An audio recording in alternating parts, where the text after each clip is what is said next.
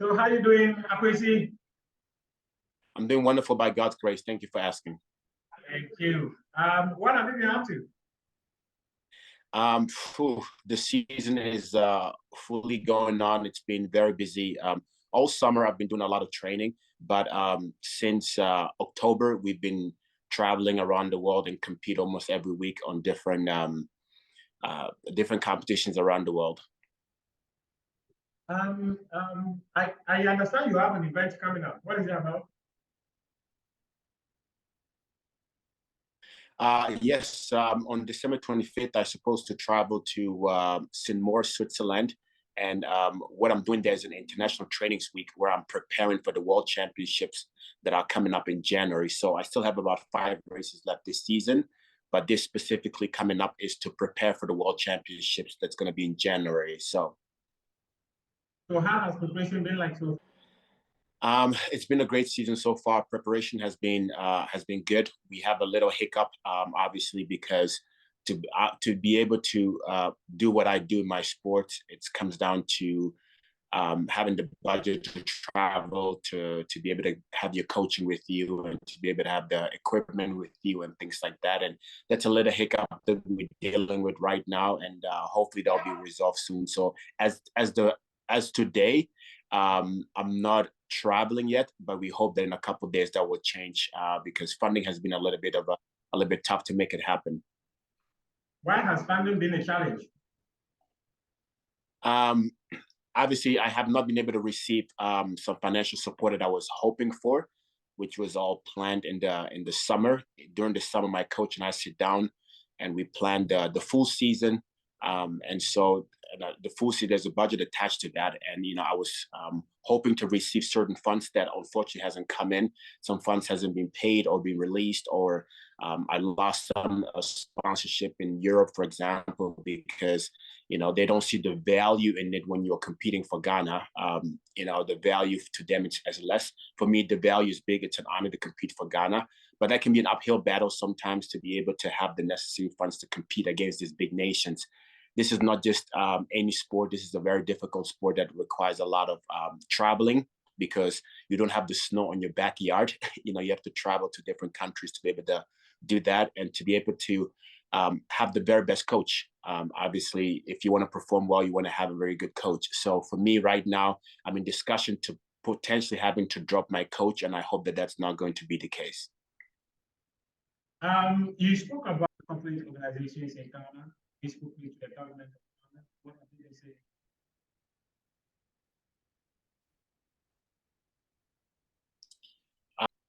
As of now, since I've started the sport, there hasn't been specifically any support from the government itself. When I say that, I mean that I've never received any support from the Ministry of Sports, for example, or from any of that area. I've always, tried to do it all through sponsorship, 100%.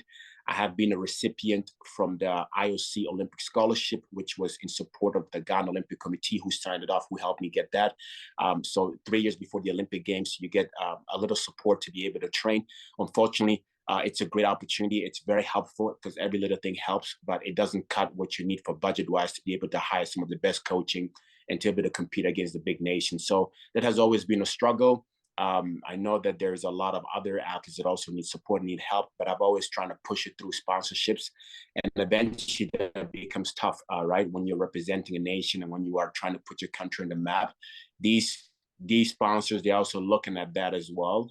For example, some of the sponsorship I had from the Netherlands, they feel like you're not really doing much for the Netherlands right now. And so for them, it becomes a little bit of a tricky thing of a market value where they feel like, the market is more in Africa, the market is more in Ghana, rather than, the market being the Netherlands for them as an individual representing Ghana. How much do you need?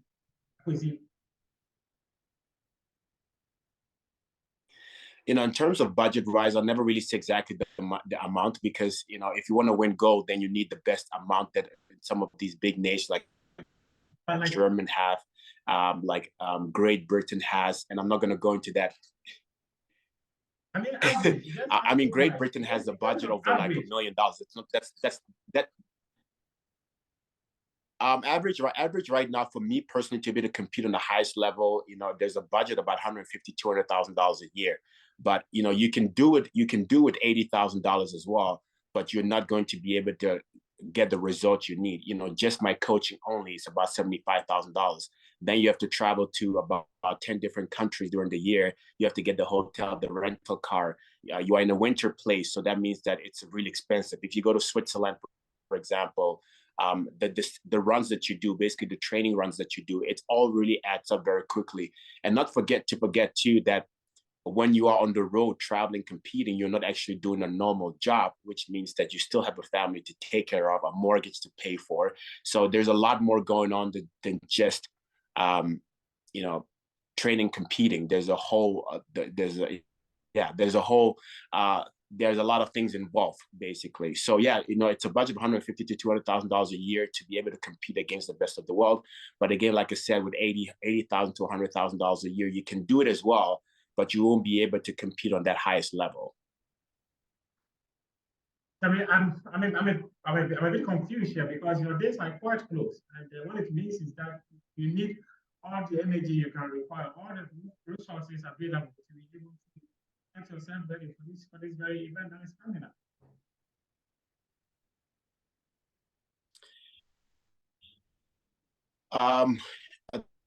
The resources that are needed to be able to compete, is that what you're asking? Yes. Having the funds to be able to pay for coaching, to be able to pay for traveling, to be able to pay for the training itself, to be able to pay for physical therapists, to be able to pay for a sports psychologist. There's just a lot of different things that you need. But what are the resources? Right now, the resources are very limited. I don't have any resources right now. I'm waiting for another sponsor, hopefully, to get back to me in terms of payment that I haven't heard back or received yet. So at this moment, I'm not able to travel on December 25th to Europe to be able to get the training and the preparation done that I need to do and prepare for the World Championships. Is right now praying and hoping that a miracle will happen. A miracle will happen. So what will be the last resource for you?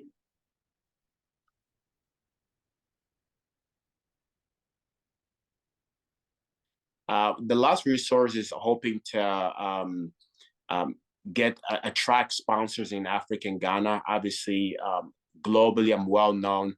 As far as media value-wise, I'm all over the place. So in terms of branding, there's a lot in there for companies in Africa and Ghana. Hopefully, they will be attracted, or hopefully the government of Ghana will be interested enough to see the work that I've put in to compete on a high level for Ghana, to present Ghana all over the world, to put Ghana on the map. Maybe that's of interest of them.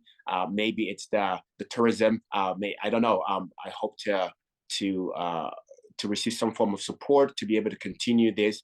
But it's also important for people to know that without the support, you can't reach the level that you want to reach. It's people are very quickly to say, we want you to win gold, we want you to win this, we want you to win that. But unfortunately, it doesn't work like that when you can't train, when you can't compete, when you can't be there on the world stage to be able to represent. It just doesn't work like that. But again, I'll try the very best that I can to work as hard as I can to make it happen. I've always pushed myself to make it happen for so many years. Since I started representing Ghana in 2016, I've done a lot on my own. But eventually it's exhausting, right? Eventually you can't keep moving forward this way anymore when you want to compete on this level and represent Ghana. Send a message to the Minister of Youth and Sport for me.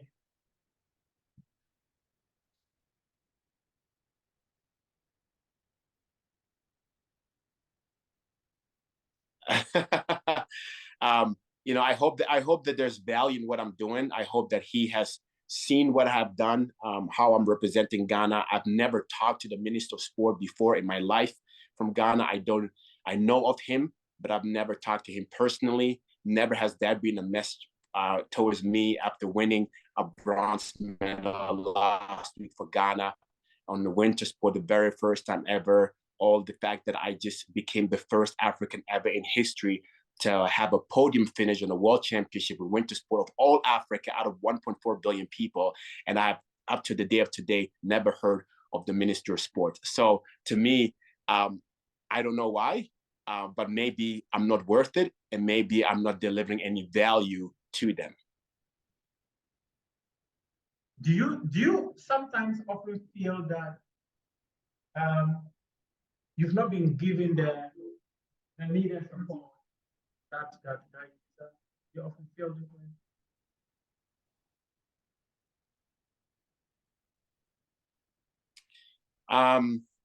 You know, I'm a sportsman, so at the end of the day, it's about being there and competing. I'm not asking for attention or any of that kind of sort.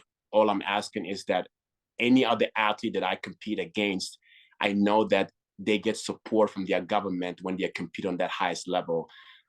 That's a normal thing when you are competing for a country on that level, that there is some form of support, which I personally have not received to the day of today. So that's unfortunate, but I'm not asking for any other attention than the opportunity to continue to represent my country at the highest level as much as possible. Thank you very much, Kwesi. I appreciate your time.